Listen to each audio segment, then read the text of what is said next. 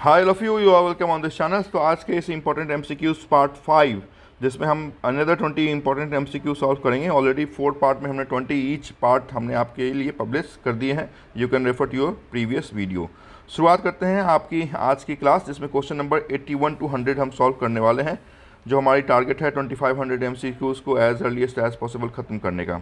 चलें देखते हैं क्वेश्चन 81 क्या कह रहा है। देखिए कह रहा है what is the purpose of KYC in banking. KYC जो नो योर कस्टमर हमारा नॉर्म है, जिसकी शुरुआत रिजर्व बैंक ऑफ इंडिया ने 2002 में की थी, जिसमें ये कहा गया कि हमें कस्टमर की आइडेंटिटी चाहिए, हमें कस्टमर का एड्रेस चाहिए, है ना। और बेसिकली ये कहा गया कि ये जो केवाईसी है ये मनी लॉन्ड्रिंग को रोकने के लिए, टेररिस्ट फाइनेंसिंग को रोकने के लिए, मनी म्यूल्स को रोकने के लिए, है ना। डिफरेंट रीजंस हैं जिस कारण से केवाईसी के नॉर्म्स को हम इम्प्लीमेंट कर रहे हैं। आरबीआई 2002 में और उसके साथ इम्प्लीमेंट कर दिया गया। पर्पस क्या है केवाईसी का? तो पर्पस ऑप्शन नंबर ए के साथ है कस्टमर आइडेंटिफिकेशन, यस। उसके बाद जो क्वेश्चन नंबर जो आपकी ऑप्शन नंबर 2 करिए CR is AI tools of monetary policy decided by reserve Bank of India, that is cash reserve ratio. ये आपके केवाईसी का पार्ट नहीं है। Third is for money laundering, yes. Money laundering के लिए हम केवाईसी का यूज़ करते हैं कि कोई गलत जो ब्लैक मनी है वो वाइट मनी में कन्वर्ट तो नहीं हो गया। तो मनी लॉन्ड्रिंग के पर्पस के लिए भी हम केवाईसी को आइडेंटिफिकेशन के लिए रखते हैं। And it is use, fourth option कहता है central bank as control of liquidity. तो option number A is correct, option number C is correct. और यहाँ पे जो हमारे ऑप्शन नंबर ई में है उसमें ए और सी बोथ इज़ करेक्ट कह रहा है, तो हम ऑप्शन नंबर ई के साथ जाएंगे और कहेंगे A and C both are correct. Next question number 82 पे हम चलते हैं। कह रहा है which of the following is not the member of world Bank. देखिए वर्ल्ड बैंक जिसकी शुरुआत 1945 में आफ्टर सेकेंड वर्ल्ड वॉर की गई थी, जिसमें ये कहा गया कि जो ब्रेटन वुड्स कॉन्फ्रेंस बेसिकली हमारा हुआ था, जिसमें आईएमएफ और आपके वर्ल्ड बैंक दो बड़े पिलर हमारे पास इंटरनेशनल ऑर्गेनाइजेशन निकल के सामने आई। जिसमें से जो वर्ल्ड बैंक है जिसके 3 पार्ट हैं, एक को हम बोलते हैं IBRD, that is international bank for reconstruction and development. दूसरे को हम बोलते हैं IDA, that is international development association. और तीसरे को हम बोलते हैं IFC, that is international finance corporation, है ना। तो ये जो 3 है, A है, B है और D है, ये 3 विंग हैं आपके वर्ल्ड बैंक के। क्लियर? तो वर्ल्ड बैंक के यही 3 पिलर हैं। आपसे पूछा जा रहा है कि इनमें से कौन मेंबर नहीं है, तो आप जाने ये जो BIS लिखा हुआ है, BIS is basically the oldest financial institution of the world, that is BIS, है ना। इसी BIS से निकल के बेसल हमारे पास सामने आया था, that is bank of international settlement. तो this BIS is not the part of world bank, है ना। तो मैंने आपको स्पष्ट बता दिया कि वर्ल्ड बैंक के 3 पार्ट हैं, IBRD, IDA एंड IFC। चलें नेक्स्ट क्वेश्चन पे हम चलते हैं। क्वेश्चन नंबर 83 कह रहा है which of the following types of card is used as use now pay now. देखिए दो टाइप के कार्ड हैं आपके पास, एक को हम बोलते हैं प्रीपेड, दूसरे को हम बोलते हैं पोस्टपेड। तो पोस्टपेड कार्ड का जो एग्जाम्पल है वो है क्रेडिट कार्ड, और प्रीपेड कार्ड का जो एग्जाम्पल है वो है डेबिट कार्ड। पोस्टपेड कार्ड जो क्रेडिट कार्ड है उसका टैगलाइन है यूज नाउ पे लेटर। अभी आप यूज़ करते हैं, बाद में उसकी जो पेमेंट है वो आप करते हैं आफ्टर ड्यू डेट। लेकिन जो डेबिट कार्ड है, अगर आपके कासा अकाउंट में बैलेंस है तो ही डेबिट कार्ड का जो बैलेंस है वो यूज़ कर पाते हैं, that is called use now pay now. तो यहाँ पे कह रहा है यूज नाउ पे नाउ किसका टैगलाइन या पंचलाइन या कार्ड के टाइप हो सकते हैं, that is answer is debit card. Option number B is correct. Next question number 84 कह रहा है pledge, what is the meaning of pledge.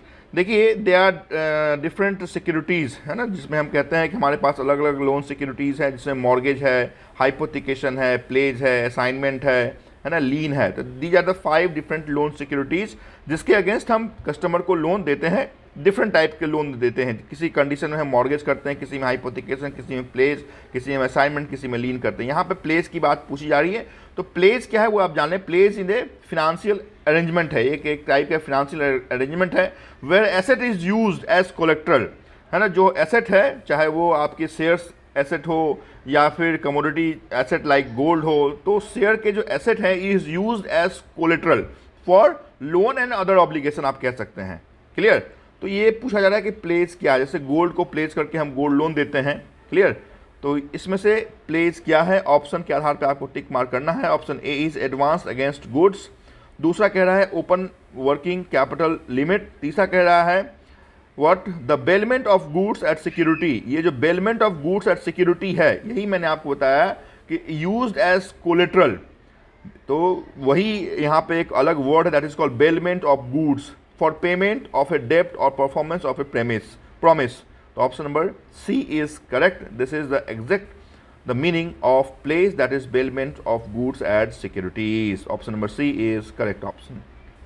Next, question number 85. Inflation refers to a fall in the value of money.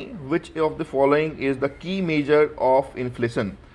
की measure of inflation के बारे में पूछा जा रहा है। यहाँ पे ऑप्शन है, आप आंसर जो है वो बी लिखा हुआ है, विच इज़ रॉन्ग, है ना। तो यहाँ पे संभवतः टाइपिंग मिस्टेक है या आंसर मेरे से ही गलत पुटअप कर दिया गया है।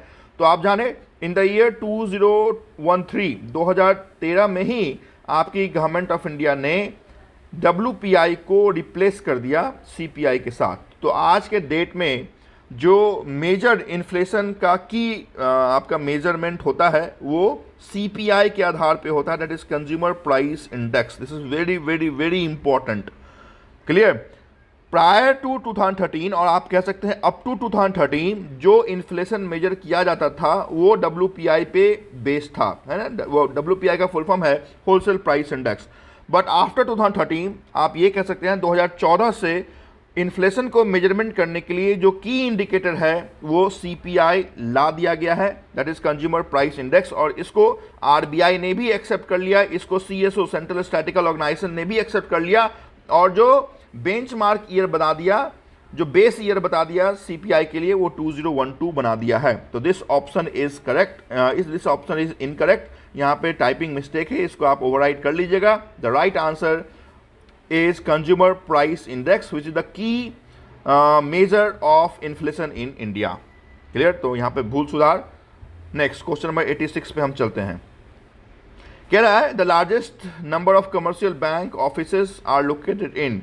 तो आप जाने कि यहाँ ये जो सबसे बड़ी, सबसे ज़्यादा जो कमर्शियल ब्रांचेज हैं आपके इंडिया में, जिस स्टेट में है उस स्टेट का नाम है the financial capital of India, that is Maharashtra. Next Question number 86. A financial contract that derives its value from another asset or index of asset values known as। देखिए डेरिवेटिव्स क्या होता है। Derivatives is a financial instrument, ये आपको समझना पड़ेगा। ये commodity market basically हम कैपिटल मार्केट में यूज़ करते हैं, सेबी के अंदर हम यूज़ करते हैं इस डेरिवेटिव्स को। डेरिवेटिव्स के नाम में लिखा हुआ डेरिवेटिव्स मतलब डिराइव होना। क्लियर। जैसे कर्ड का जो प्राइस है, कर्ड क्या है, तो कर्ड का जो प्राइस है ये बेस्ड रहेगा मिल्क के प्राइस पे। जो फिनिश्ड गुड है वो है कर्ड और उसका जो रॉ मटेरियल है वो है मिल्क। तो ये डिराइव हुआ, curd is derive from milk. तो सिमिलरली कुछ ऐसे आपके जो कैपिटल मार्केट में हम यूज करते हैं डेरिवेटिव्स को, is a financial instrument that desire their value from the performance of other securities or underlying asset. This is what the meaning of derivatives. Derivatives अलग अलग टाइप के होते हैं, चाहे वो स्टॉक डेरिवेटिव्स का हो, कमोडिटी के हो, है ना, जो डिराइव हम करते हो करेंसी के आधार पे हो, बॉन्ड के आधार पे।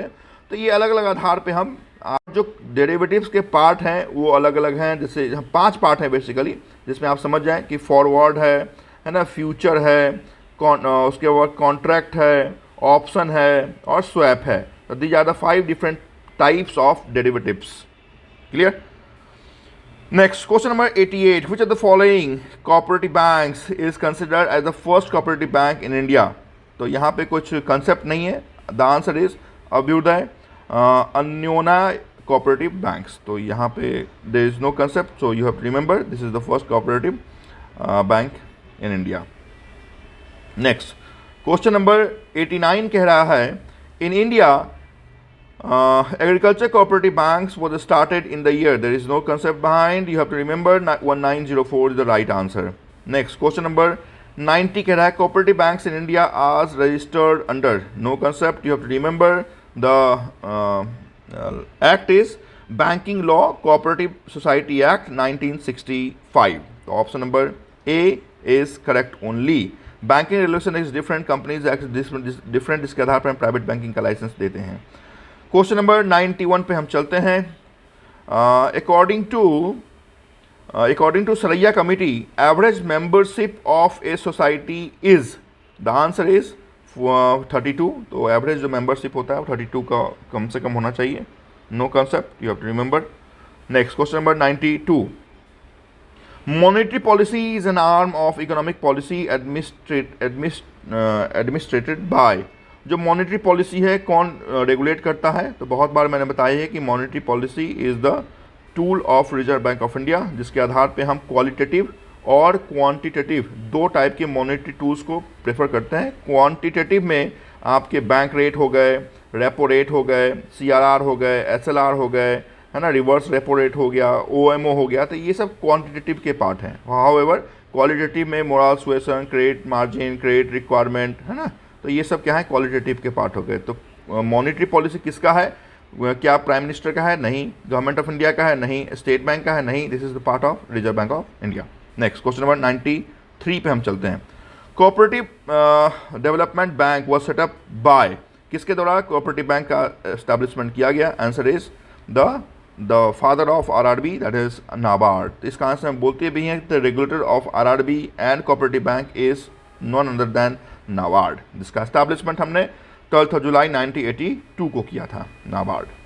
Next 94, cooperative banks in India do not finance rural areas under, किसके अंदर वो फिनांस नहीं करती है? तो आप जाने स्मॉल स्केल यूनिट को फिनांस नहीं करती है। Next question number 95, cooperative banks in India has a, कितने टाइप के स्ट्रक्चर हैं? तो आप जाने कि वो है क्या, state cooperative bank, district cooperative bank and LAB, local area cooperative bank. There are 3 tier system of cooperative bank functioning in India. 95 answer is C। 96 question कह रहा है, the state cooperative bank being the apex bank at state level, कौन से इसमें से सही है, ये आपसे पूछा जा रहा है। कहता है पहला option, provides the link between the RBI and the money market on one hand and the entire cooperative credit structure on the other hand. तो RBI और अदर कोऑपरेटिव सोसाइटी के बीच में ये लिंक करने का काम स्टेट कोऑपरेटिव बैंक करते हैं, वो दिस करेक्ट। नेक्स्ट करता है, this cooperative bank acts as the custodian of surplus resources and the reserve of central cooperative bank. तो ये भी सही है, कस्टोडियन है आपकी जो भी एक्सेस मनी है। थर्ड करता है, operates and balancing central for the movement of the resources of entire state, ये भी सही है। Answer is all of these for state cooperative bank only. Next 97 को क्वेश्चन कहता है, RBI known as a lender at last resort because, RBI को हम क्यों कहते हैं लेंडर एट लास्ट रिजॉर्ट? तो इसका जो देखिए RBI के जो फंक्शन है उसमें से जैसे इशूइंग ऑफ करेंसी है, एक्सेप्ट 1 रुपीज़ नोट, मैंने बैंकर्स टू एवरी बैंक, या हम कहते हैं representing India in IMF and world bank, monetary policy regulator, तो ये सब क्या है, अलग अलग फंक्शन। उसमें से एक फंक्शन ये भी है कि लेंडर एट लास्ट रिजॉर्ट है। किस कारण से हम RBI को लेंडर एट लास्ट रिजॉर्ट कहते हैं? तो ऑप्शन के आधार पे हम उसे टिक मार्क करेंगे। ऑप्शन नंबर 1 कहता है, it has to meet the credit needs to citizen to whom no one else is willing to lend. Okay. Second कहता है, bank lend to go to RBI as a last restore. Third कहता है, it comes to help bank at the time of crisis. Yes, तो RBI का कोई भी concern किसी customer के साथ, किसी के साथ लेना, सिटीजन के साथ लेना देना नहीं है। RBI के डायरेक्ट कनेक्शन किसी बैंक के साथ होता है, और in the case of any crisis RBI ही दूसरे कमर्शियल बैंकों को लोन देती है या सपोर्ट, फिनेंशियल सपोर्ट करती है। This is why RBI called lender at last resort. तो ऑप्शन नंबर यहाँ पे हम C को टिक मार्क करेंगे। तो हर एक क्वेश्चन के नीचे मैंने उसके सही आंसर लिखा है, सिर्फ आपको समझाने के लिए मैं वर्बल बोल रहा हूँ। Next, which is incorrect regarding the power of RBI। RBI के क्या क्या पावर है? पहला है hold cash reserve of bank, that is right. Next कहता है control banking system through licensing. Yes, RBI is the sole authority to provide licence to all banking institutions. Third कहता है supervise banking system through inspection. Yes, RBI कभी भी inspection करती है, audit करती है। और फोर्थ, नन ऑफ दिस तो नहीं होगा, ऑल ऑफ दिस, सारे फंक्शन RBI की पावर है। तो all functions is the power of Reserve Bank of India. तो ऑप्शन नंबर इनकरेक्ट पूछा जा रहा था, तो all are the powers of RBI, so none of this is the right answer. Option number D पे हम टिक मार्क करेंगे। Question number 99 कह रहा है, which of the following is an investment advisory discipline. Investment advisory कौन करता है? तो वेल्थ मैनेजमेंट टीम है जो हर एक बैंकों में लाई गई है। RBI के आधार पे वेल्थ मैनेजमेंट ही इन्वेस्टमेंट एडवाइजरी दे सकता है। और लास्ट है सेंचुरी पार, 100 क्वेश्चन पे हैं। Last question is when banks accept a fix sum of money